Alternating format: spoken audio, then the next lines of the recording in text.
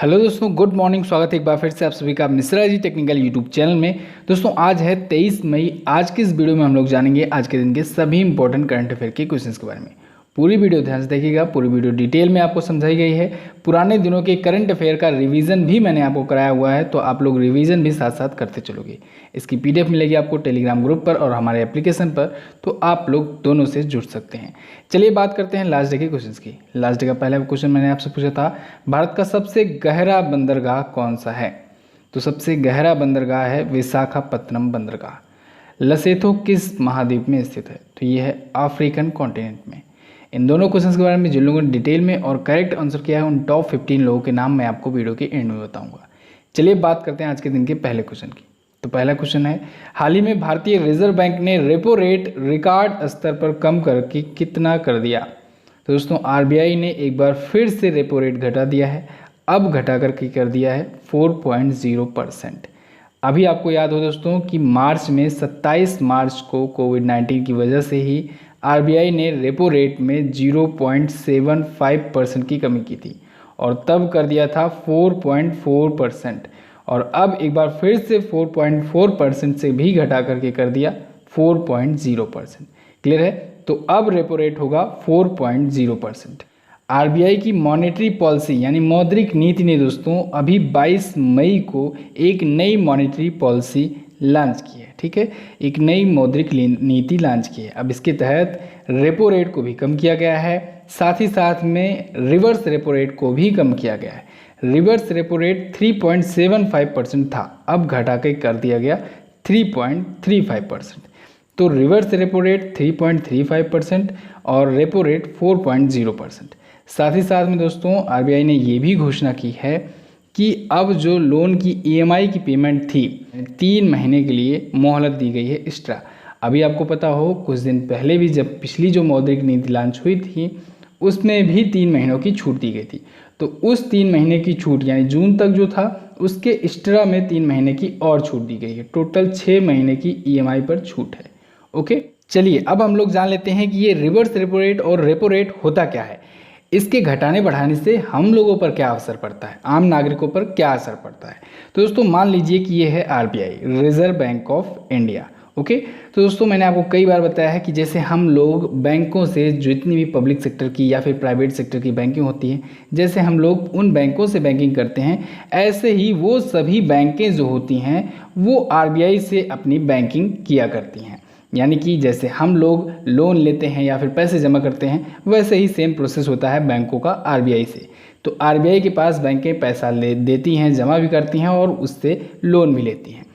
अब यहाँ पर ध्यान देना आपको, रेपो रेट के केस में तब होता है, ये होता है कि जब कोई बैंकें, ये जो छोटी छोटी बैंकें हैं, जब ये बैंकें आरबीआई से पैसे उधार लेती हैं यानी लोन लेती हैं, तो जिस इंटरेस्ट रेट पर लोन लेती हैं यानी जिस ब्याज दर पर लोन लेती हैं उसे कहा जाता है रेपो रेट। क्लियर है? बिल्कुल फिर से बोल दे रहा हूँ, जिस ब्याज दर पर बैंकें आरबीआई से लोन लेती हैं उसे कहा जाता है रेपो रेट। अब इसके जस्ट अपोजिट जब ये बैंकें अपना पैसा जमा करती हैं आरबीआई के पास, तो बदले में इनको जो ब्याज मिलता है उसे कहा जाता है रिवर्स रेपो रेट। ठीक है, अब यहाँ पर समझिए कि हम लोगों पर क्या असर पड़ने वाला है। अब देखिए, रेपो रेट अगर घटा दिया जाता है यानी कि आरबीआई जो है ये इन बैंकों को जो लोन देंगी उसके बदले में कम इंटरेस्ट लेंगी। कम इंटरेस्ट लेंगी तो ये बैंकें आरबीआई से ज़्यादा पैसा ले पाएंगे। जब ये बैंकें ज़्यादा पैसा लेंगी, ज़्यादा लोन लेंगी आरबीआई से, तो ग्राहकों को भी ज़्यादा लोन देंगी। ठीक है, अपने ग्राहकों को, क्योंकि ये बैंकें तो चाहती ही हैं ग्राहक ज़्यादा से ज़्यादा लोन लें।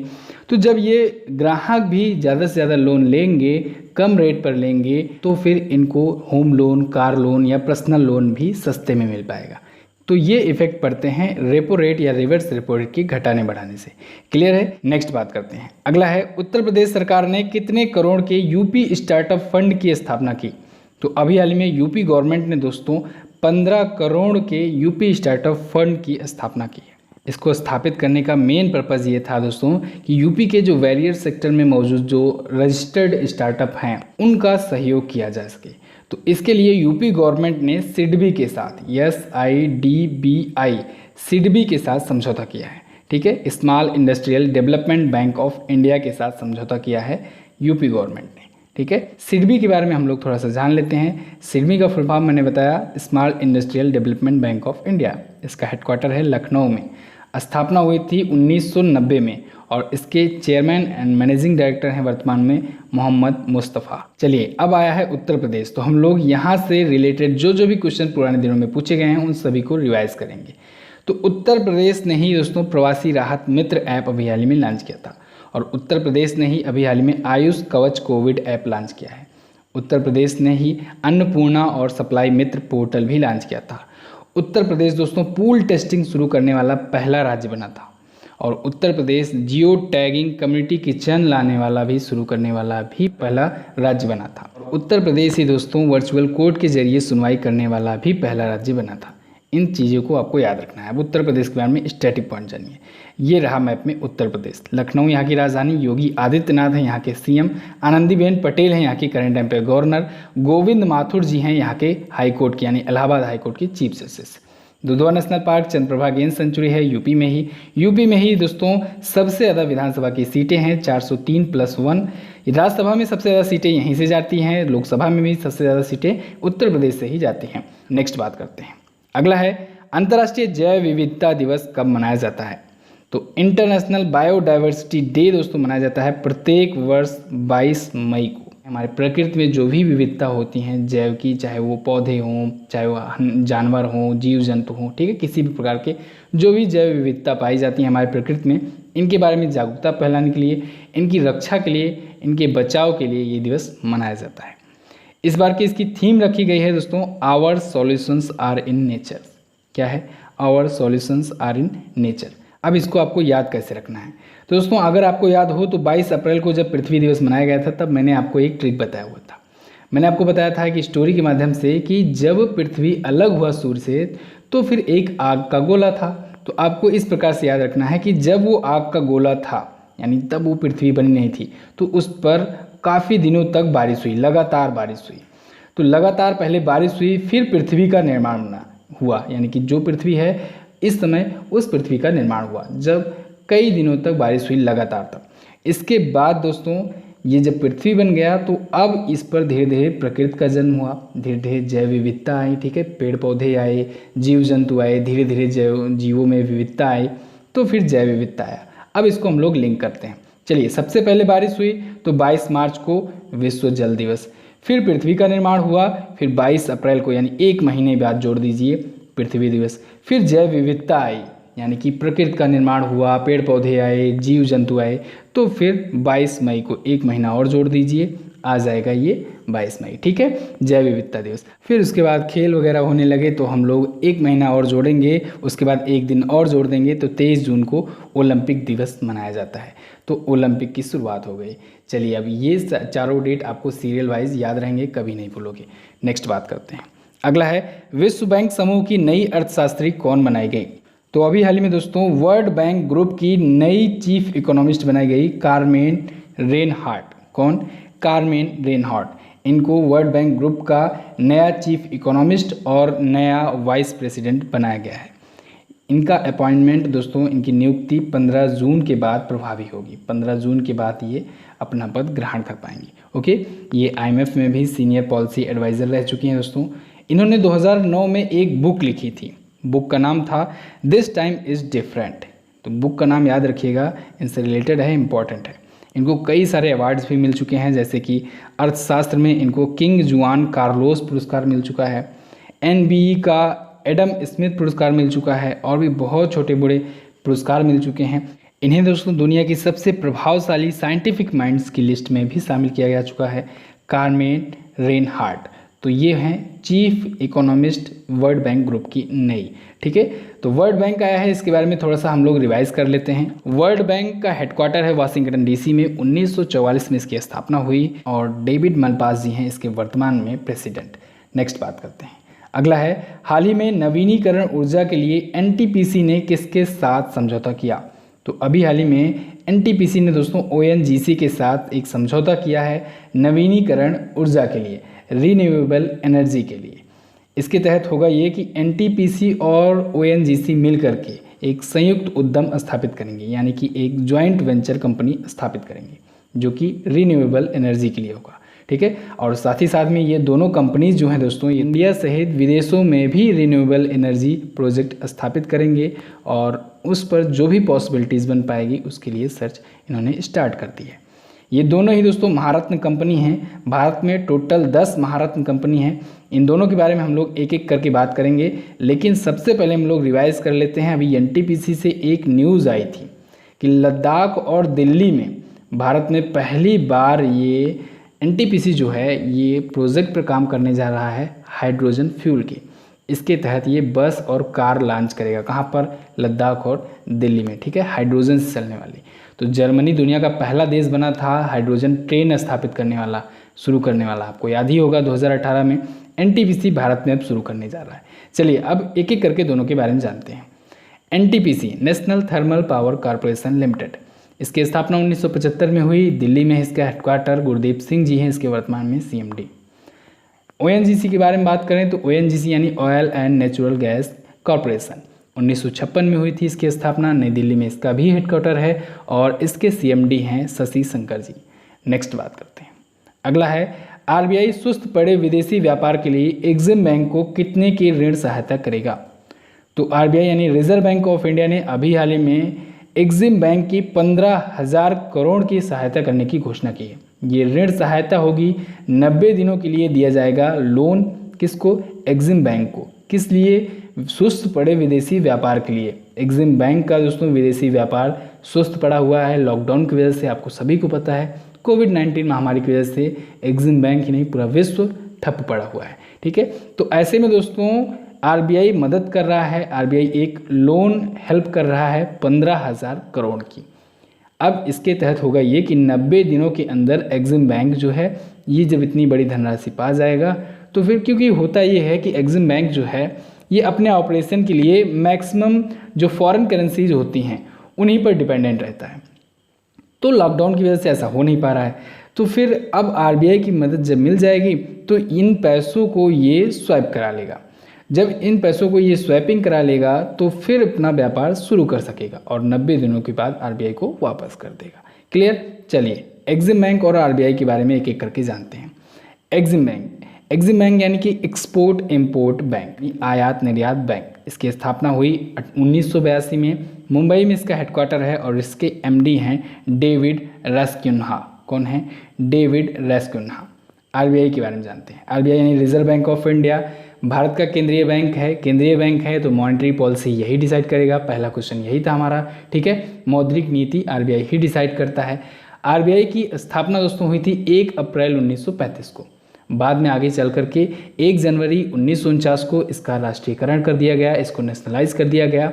इसके पहले गवर्नर थे ओसबॉर्न स्मिथ जी और इसके पहले भारतीय गवर्नर हुए सीडी देशमुख जी। इसके वर्तमान में यानी 25वें गवर्नर हैं शक्तिकांत दास जी। क्लियर है? मुंबई में है हेडक्वार्टर आरबीआई का। नेक्स्ट बात करते हैं। अगला है केंद्र सरकार ने ओडिशा के कोणार्क नगर की सौरकरण के लिए कितना योगदान देने की घोषणा की? तो केंद्र सरकार ने अभी हाल ही में दोस्तों कोणार्क के सूर्य मंदिर और कोणार्क नगर इन दोनों के यानी कि पूरे कोणार्क शहर के सौरकरण के लिए, सोलराइजेशन के लिए दोस्तों 25 करोड़ की योगदान देने की घोषणा की है। तो केंद्र सरकार देगा 25 करोड़ रुपए। किस लिए? उड़ीसा का कोणार्क जो नगर है, कोणार्क सिटी है, उसको सोलराइज करने के लिए और कोणार्क के सूर्य मंदिर को सोलराइजेशन करने के लिए, ठीक है। तो इसके तहत 10 मेगावाट ग्रिड से जुड़ी जितनी भी सोलर प्रोजेक्ट्स हैं उनका यूज़ किया जाएगा। क्लियर है? कोणार्क का सूर्य मंदिर दोस्तों उड़ीसा में है, इसे याद रखिएगा, बहुत इंपॉर्टेंट है। चलिए उड़ीसा के बारे में हम थोड़ा सा और जान लेते हैं। भुवनेश्वर है यहाँ की राजधानी उड़ीसा की। उड़ीसा के सीएम हैं नवीन पटनायक जी बीजू जनता दल पार्टी से। यहाँ के गवर्नर हैं प्रोफेसर गणेशी लाल। नंदन कानन वन्यजीव अभ्यारण्य, सिमलीपाल अभ्यारण्य और चंदका हाथी विहार ये है उड़ीसा में। उड़ीसा देख लीजिए मैप में है कहाँ पर। उड़ीसा ये रहा मैप में। उड़ीसा दोस्तों 1 अप्रैल 1936 को बंगाल और बिहार से अलग हुआ था। इस वजह से 1 अप्रैल को मनाया जाता है उड़ीसा दिवस या उत्कल दिवस। इसको याद रखना है आपको। उड़ीसा अपना बॉर्डर शेयर करता है वेस्ट बंगाल से, झारखंड से, छत्तीसगढ़ से और आंध्र प्रदेश से। नेक्स्ट है रक्षा मंत्रालय ने आत्मनिर्भरता के लिए कितने सैन्य उपकरणों को घरेलू आपूर्तिकर्ताओं से लेने की घोषणा की? तो अभी हाल ही में दोस्तों डिफेंस मिनिस्ट्री ने 26 ऐसे डिफेंस आइटम्स चुने हैं जिनको घरेलू आपूर्तिकर्ताओं से लिया जाएगा, यानी कि जो डोमेस्टिक कंपनीज़ हैं, हमारे इंडिया की जो कंपनीज़ हैं वो बनाएंगी टोटल 26 ऐसे डिफेंस आइटम्स जो हमारे भारतीय सेनाओं में यूज किए जाएंगे। तो इससे आत्मनिर्भरता बढ़ेगी। जैसा कि हम लोग जानते ही हैं स्वदेशीकरण पर कितना ज़्यादा जोर दिया जा रहा है, ठीक है। आत्मनिर्भर भारत अभियान मोदी जी ने शुरू किया है, 20 लाख करोड़ की ये योजना है, प्रोजेक्ट है। तो इसके तहत ये भी एक चरण है दोस्तों जिससे भारत को आत्मनिर्भर बनाया जाए, यानी इंडिया की जो कंपनीज़ हैं उनसे 26 ऐसे सैन्य उपकरण बनवाए जाएंगे, बाकी के इंपोर्ट किए जाएंगे बाहर से। क्लियर। एक और न्यूज़ आई थी कि CAPF यानी कि सेंट्रल आर्म्ड पुलिस फोर्स, इनकी कैंटीन में स्वदेशी उत्पाद भेजे जाएंगे। कब से? 1 जून से। इसे भी आपको याद रखना है। नेक्स्ट बात करते हैं। अगला है अम्फान तूफान आपदा से राहत के लिए प्रधानमंत्री द्वारा बंगाल को कितने का पैकेज जारी किया गया। तो अभी हाल ही में दोस्तों अम्फान तूफान जो आया हुआ है बंगाल की खाड़ी से उठा था, इस समय ये पश्चिम बंगाल में काफ़ी ज़्यादा तबाही मचा चुका है दोस्तों। तो प्रधानमंत्री मोदी जी ने खुद दौरा किया कल और बंगाल को 1000 करोड़ रुपए की सहायता पैकेज की घोषणा की। प्रधानमंत्री मोदी जी गए हुए थे, दौरा किए, उस जो प्रभावित इलाके थे कोलकाता, पश्चिम बंगाल के अन्य जो क्षेत्र हैं वहाँ पर गए हुए थे। तो अम्फान तूफान से जो भी तबाही मची है उसके राहत के लिए 1000 करोड़ की घोषणा की है प्रधानमंत्री मोदी जी ने। ओके, अम्फान तूफान, इस पर मैंने आपको वीडियो दी हुई है कि इसका नाम किसने रखा है। थाईलैंड ने इसका जैसे नाम रखा है। नाम कैसे रखते हैं, कौन कौन सी एजेंसियां डिसाइड करती हैं, अगला तूफान का क्या नाम होगा, पिछला जो तूफान था उसका क्या नाम था, पूरी की पूरी लिस्ट मैंने आपको बताई हुई है। और हाँ, इसकी लिस्ट मैंने आपको टेलीग्राम ग्रुप में भी भेज दी है। तो अगर आप हमारे टेलीग्राम ग्रुप से जुड़े हुए हैं तो आप उसको डाउनलोड कर सकते हैं, वहाँ से पा सकते हैं। टेलीग्राम ग्रुप से जुड़ने के लिए आप लोग मिश्रा जी टेक्निकल सर्च कीजिएगा टेलीग्राम ऐप पर, तो आपको वो ग्रुप मिल जाएगा आसानी से। और कल मैंने बहुत सारी बातें की हैं आप लोगों से, बहुत ज़रूरी बातें थी इस करंट अफेयर की वीडियो के रिगार्डिंग, तो आप लोग जा कर के उसे देख सकते हैं। तो अब से कुछ वैसे ही आएगा। और जब भी दोस्तों मुझे आप लोगों से बात करना होगा मैं आपको टेलीग्राम से ही बात किया करूँगा। तो इस वजह से आप लोग टेलीग्राम ग्रुप जरूर ज्वाइन कर लीजिए, वहाँ पर सभी PDFs वगैरह भी प्रोवाइड की जाती हैं। चलिए अब बात करते हैं अगले क्वेश्चन की। अगला है हाल ही में किसने क्रिकेट में गेंद को थूक से चमकाने पर प्रतिबंध की घोषणा की। यानी कि क्रिकेट में गेंद को थूक से चमकाने को प्रतिबंधित किया, बैन कर दिया है। तो इसे किया है ICC ने, इंटरनेशनल क्रिकेट काउंसिल ने। आपको अगर याद हो दोस्तों तो सबसे पहले क्रिकेट ऑस्ट्रेलिया ने, ऑस्ट्रेलिया का जो क्रिकेट बोर्ड है क्रिकेट ऑस्ट्रेलिया, इसने घोषणा की थी, इसने सबसे पहले बैन लगाया था गेंद को क्रिकेट में थूक से चमकाने और पसीने से चमकाने पर। ठीक है, तो यही विवाद, यही मामला गया ICC के पास। इसके पीछे का सबसे बड़ा रीज़न ये है क्योंकि कोविड-19 का दोस्तों इसके संक्रमण का खतरा है। गेंद को थूक से चमकाने पर खतरा है कोविड-19 का, कोविड-19 फैलने का अन्य खिलाड़ियों में, इस वजह से इस पर बैन लगाने जाने की मांग की जा रही थी। तो क्रिकेट ऑस्ट्रेलिया ने सबसे पहले पसीने से और थूक से यूज़ करने पर बैन लगाया, लेकिन ICC ने क्या किया, ICC ने पसीने को तो वैलिड कर दिया, यानी कि अगर पसीने से अगर कोई चमकाता है गेंद को तो वो तो वैलिड है, लेकिन थूक से चमकाने को बैन कर दिया है। गेंद को इसलिए चमकाया जाता है दोस्तों जिससे उसमें थोड़ा सा स्विंग आ सके। ठीक है, तो इस वजह से ICC ने जो नियम लगाया है, ICC ने जो बैन लगाया है, ये केवल थूक पर है। ठीक है, पसीने पर अलाउड है। तो अभी हाल ही में भारत के पूर्व कप्तान रह चुके, भारत के पूर्व हेड कोच रह चुके अनिल कुंबले जी की अध्यक्षता वाली एक बैठक की पैनल में ये फैसला लिया गया। ठीक है, तो ICC आया है अब, तो हम लोग ICC के बारे में थोड़ा सा जान लेते हैं। ICC यानी इंटरनेशनल क्रिकेट काउंसिल, हेडक्वार्टर है दुबई में। इसके करंट टाइम पर अध्यक्ष हैं शशांक मनोहर जी और इसके CEO हैं मनु साहनी। चलिए, तो बस दोस्तों फिलहाल आज के दिन के करंट अफेयर के क्वेश्चन से बस इतना ही। आई होप आपको करंट अफेयर रिवाइज करने में बहुत अच्छा लगा होगा। अब से दोस्तों करंट अफेयर की वीडियो अलग आएगी और स्टैटिक GK GS की वीडियो अलग आएगी। स्टैटिक GK GS की वीडियो दिन भर में कभी भी आ सकती है, इस वजह से आप लोग बेल आइकन को प्रेस करके रखिएगा। और करंट अफेयर की वीडियो डेली मॉर्निंग में 4 बजे तक आएगी, तो इससे आपको टाइम पर वीडियो मिल जाया करेगी और डिटेल में अच्छी क्वालिटी के साथ मिलेगी करंट अफेयर। इसके पीछे का रीज़न दोस्तों मैंने आपको टेलीग्राम ग्रुप में कल अच्छे से डिटेल में बताया हुआ है, आप लोग जाकर के हमारे ग्रुप में पढ़ सकते हैं।